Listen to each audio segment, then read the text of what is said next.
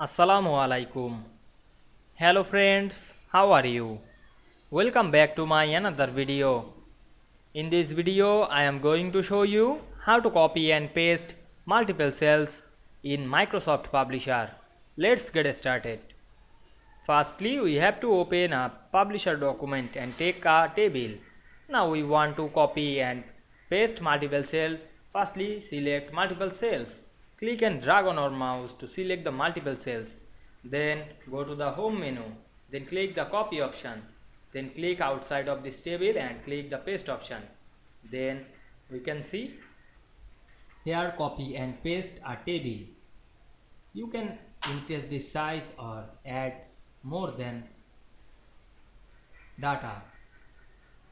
I hope you enjoyed the video. Please like, comment, share and subscribe my channel. Thanks for watching.